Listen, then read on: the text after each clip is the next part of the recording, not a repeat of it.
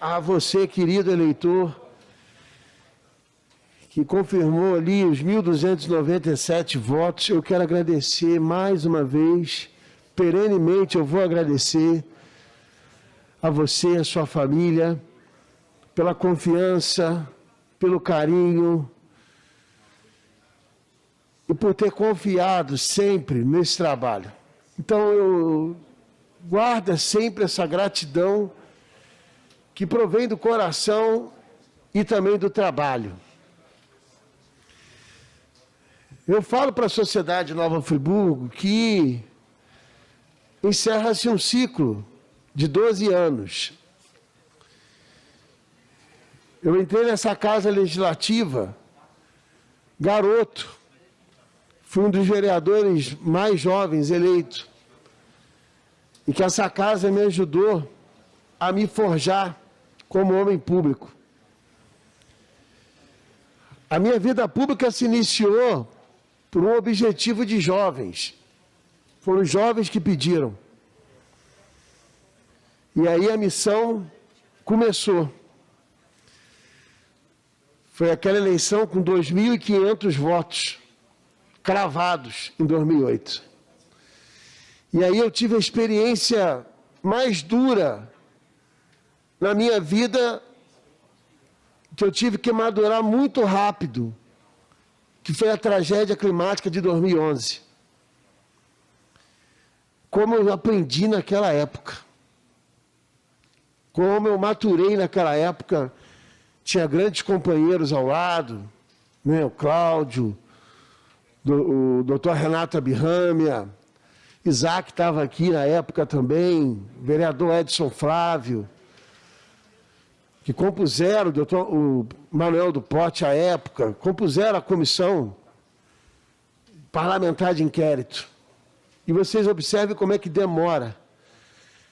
Somente depois de 9 anos que você começa a ter efeitos condenatórios mais diretos na ação de combate à corrupção na tragédia climática.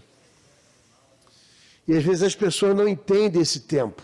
A Casa Legislativa não tem todos os poderes, como as pessoas imaginam, como se a Câmara fosse superpoderosa. Não é. Ela tem um poder forte naquilo de sua competência e ponto. Ela não tem mais poder além disso. E aí foi um processo de reeleição, na eleição de 2012, também como um dos vereadores mais votados, mais de 2.000 votos, e para mais um mandato. E essa legislatura também mais de 2.000 votos.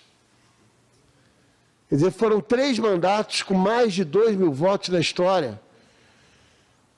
E houve um amadurecimento no processo legislativo, porque as pessoas sempre falam: ah, mas a gente quer uma política da Suíça, a gente quer uma política da Alemanha, olha como é que funciona a política na Dinamarca, no Canadá.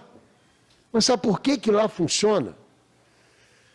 Porque lá existe uma política de causa. Aí entristece quando a gente vê no Brasil, não estou falando caso de Friburgo, não,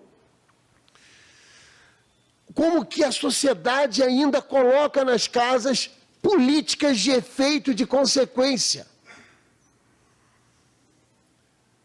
Porque eu lhes digo uma coisa, no segundo mandato, principalmente, eu comecei a identificar com mais força falta de medicamento no hospital, falta de material médico hospitalar. E aí eu fui pensando, meu Deus, se eu ficar o tempo todo só vindo para fazer isso, vai ser como um paciente que procura um médico sempre com dor de cabeça. E o médico nunca identifica a causa da dor de cabeça. Ele dá o remédio todas as vezes que o paciente vai lá e a dor de cabeça nunca desaparece. É isso que a sociedade está reclamando, que diz assim: muda a política, continua tudo igual, ou até piora. Muda, continua tudo igual. Mas por que continua tudo igual, entre aspas? Porque as escolhas têm sido distorcidas no âmbito das causas. A gente tem que olhar as causas. E aí procura-se o quê? Identificar por que está faltando medicamento. E essa foi a linha desse mandato. Procurar saber o porquê. Então não sabe a sociedade, muitas vezes, que uma ação isolada, às vezes, ou com alguns companheiros, poucos, porque era para ter sido a maioria, que às vezes não aparece, mas ela protegeu a população, protegeu todo mundo. Sabe por quê? Quando você faz uma política de causa, você ajuda todo mundo. Aí, como o cidadão não acompanha a política no dia a dia, o que acontece? Ele não reconhece quem fez por ele. Agora, se eu bater lá no hospital, identificar um problema e arrumar um medicamento para a pessoa vai ficar grata por você resolver o meu problema. Eu não vou dizer que não tenha que ter essa atenção local. Ela faz parte, ela é iminente. Porque se não fosse, muitas vidas teriam sido ceifadas aí. Eu sei que teve colegas aqui que chegaram a salvar vidas. Como eu também já salvei, de entre aspas, na fiscalização, a proteção de vida, inclusive é uma criança. Mas é para isso que a gente tem que fazer. Não pode ter uma política só de efeito. Tem que ter a política de causa. Só que isso tem que alcançar não só o universo político, tem que alcançar a sociedade. Senão a gente vai ficar enxugando gelo o tempo inteiro. E aí bate o cansaço, bate o desânimo e as coisas não mudam. O desafio do Johnny é imenso. Porque é pegar uma prefeitura que está acostumada na política da consequência. É um modal de consequência. E não projeta as soluções. Esse é o grande desafio. Projetar, planejar os caminhos de solução, ao mesmo tempo que tem que resolver as consequências que são iminentes na vida do cidadão friburguense. Isso não é uma tarefa fácil, não. Vai exigir uma mudança de modal de gestão. Esse modelo de gestão que está por aí, está fadado a levar a cidade para o buraco. E olha, que tem percalços grandes aí, deixado pedras no caminho que não são pequenas para a próxima gestão. O governo está dizendo que não tem dinheiro para pagar os RPVs e está jogando no colo do próximo governo. Aí um monte de conta bloqueada. A sociedade tem que saber. A prefeitura vai entregar um monte de conta com bloqueio judicial para o próximo governo. Isso é justo? Isso é correto?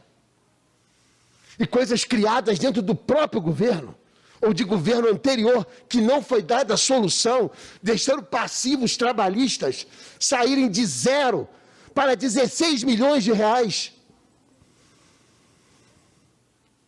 Dentre desses 16 milhões, 8 milhões foi por falta de uma ação executiva, que está lá o processo que ficou engavetado.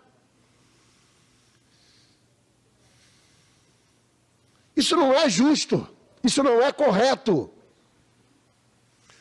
Mas o que tem que se ter? Mirar o interesse público. A gente tem que se mirar por nossas causas, não por nossas conveniências. E durante um bom tempo, Nova Friburgo serviu a conveniências de determinados agentes políticos em prejuízo da sociedade. O governo do Johnny já anunciou isso, vai acabar. Só que essa transição é dura de fazer. Porque eu digo para a sociedade, metaforicamente, como eu já falei aqui, a cidade está em rota de um iceberg. Qual vai ser a grande ginástica que vai ter que ser feita com todas as dificuldades que estão postas. Criar com um navio em plena navegação um twin tab dentro do leme. O que é o twin tab? Um outro leme pequenininho que vai fazer a curva, promover a curva desse grande navio. Para ele não bater no iceberg e virar a rota. Olha que dureza que é isso. Quer dizer, as medidas corretivas são imensas, porque não são próprias desse governo. Estão arraigadas dentro da máquina pública, ao longo de sua história, e com uma progressividade problemática imensa, porque a cidade não consegue olhar um palmo à sua frente de planejamento. Então há um desafio imenso de olhar a cidade adiante, de planejar a cidade. Essa palavra desapareceu do vocabulário de gestores durante anos. Palavra planejamento estratégico do município, articulando os setores, ouvindo os setores. Precisa disso. Mas a sociedade de Nova Friburgo está basicamente desarticulada. Ela precisa se rearticular e se desenvolver como um todo. É isso. Então eu converso e passo, eleitor, essa casa legislativa na próxima legislatura, ela vai ter que procurar primar pela política de causa. Uma metamorfose. Ela tem que sofrer uma metamorfose. Cada vereador vai ter que fazer esse esforço. É isso. Deus abençoe o município de Nova Friburgo. Deus abençoe o seu povo. Deus abençoe os agentes públicos que estarão à frente nas conduções legislativas e executivas.